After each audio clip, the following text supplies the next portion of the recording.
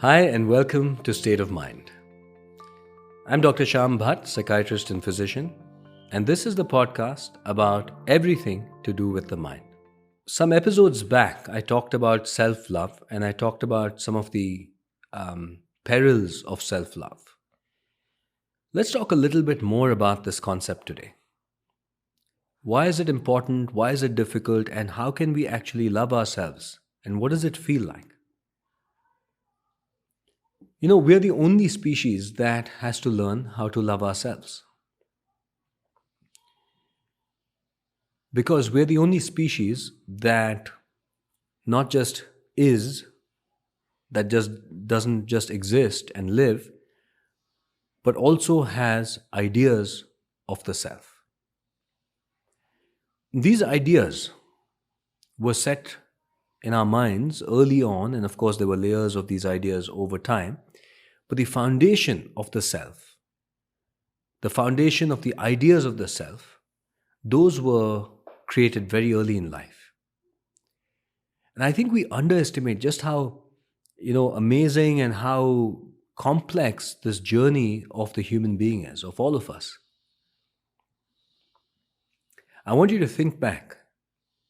Although you can't remember it, I want you to imagine the time that you were just born. Now just consider the baby that's just born and has to experience this feeling of separateness, of feeling alone, cold, scared, bewildered, and confused. And then soothed and nurtured and held by its mother. And in the arms or in the embrace of the mother, the baby found safety again. And it was so important for the baby, for all of us as babies, to be safe and to be held and to be accepted by our mother, our parents, and then later on by society. Because as babies, it's part of our survival. If any baby is not held or accepted or nurtured by their mothers, well, they won't survive. So, from a brain and evolution perspective, it is vital for us to find that acceptance, to find that love. And of course, it's a part of childhood for parents to tell us what not to do, for our parents to tell us that, the way we are eating has to change, to toilet train us, that's important too, of course. In other words, to notice our own impulses, our own desires, our own primal kind of urges, and to start suppressing them or moderating them or modulating them. Now, this is the degree to which we do this, no other species does that. That you have a feeling, certain impulses, certain drives, and then there's a part of the brain that has to work to sometimes reduce those drives or inhibit those drives or in some way change them, because society and the world expects you to behave in a certain way, expects human beings to behave in certain ways that we have imposed upon ourselves because of society.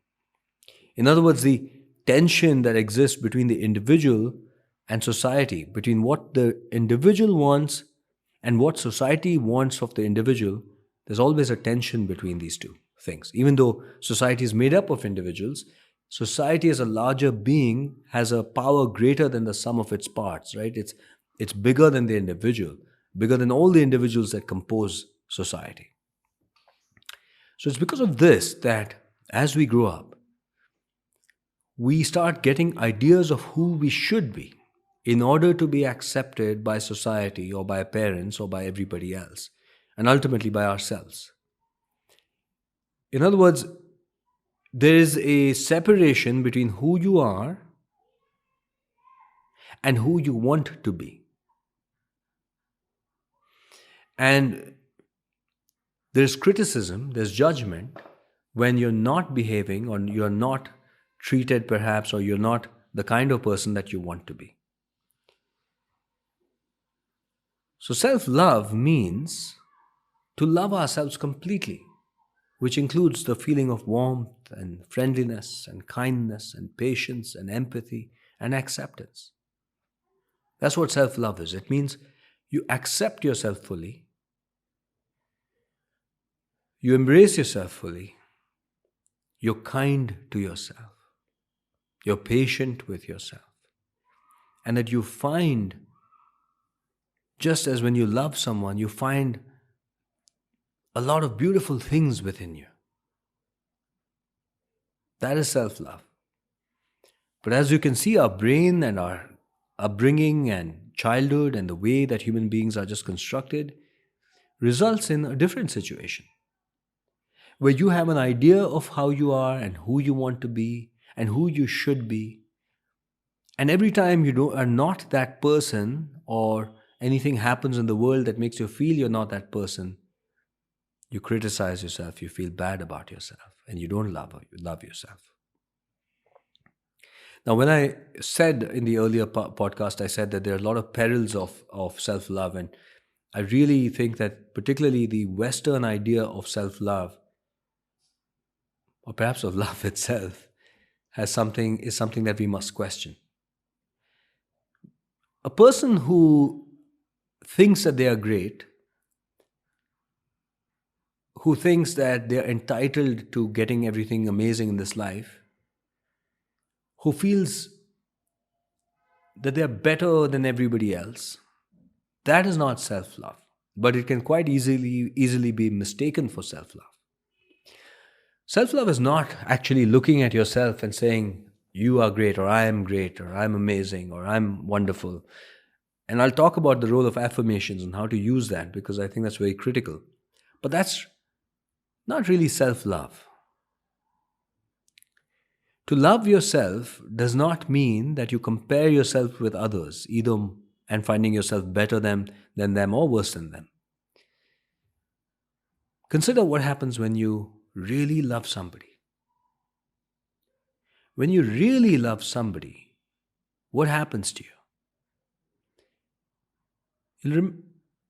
You'll realize that when you really love somebody and you're with that person and there's perfect happiness and perfect security in that relationship, it's almost like you forget yourselves. You merge with the other. You become one entity. And there is no separation of you and the other, and so there's complete bliss in that love. Self love actually is like that.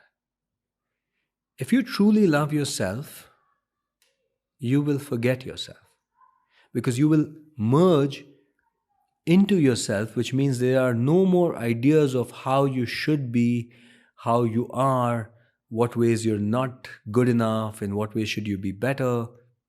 All of that is gone.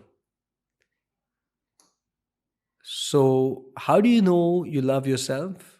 It's to actually have forgotten about the self, to not think of the self at all. How do you get there?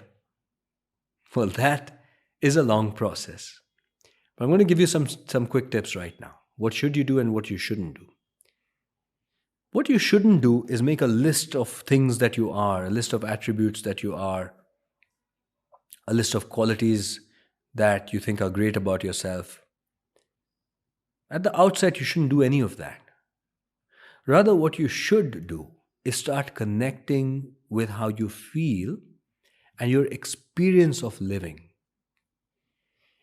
And the first step, and a very powerful step to claiming your love for yourself, to embracing yourself completely, is to make sure that as much as possible you are alive at every moment. To completely embrace life in each moment, to be fully alive in each moment, which means that right now, if you are feeling something, feel it. If you're thinking something, allow yourself to think. If you're doing something, do it with all your heart. Remind yourself that you are 100% alive now, because the opposite of self love is actually a sort of strangulation, a sort of choking of the self, a feeling that I can't be fully alive until I finally accept myself. So, actually, the first step is just flipping that around and saying, I will not wait. I don't have to wait. I can be fully alive now. I am entitled to feeling what I feel, to thinking what I think, to being myself completely in this very moment and to completely immerse myself in what I'm doing. And when we do that, we forget ourselves. And that is true self love. To embrace yourself so completely that you've let go of all thoughts of who you should be, what you need to do, what you need to change about yourself. But coming in the moment and living it fully.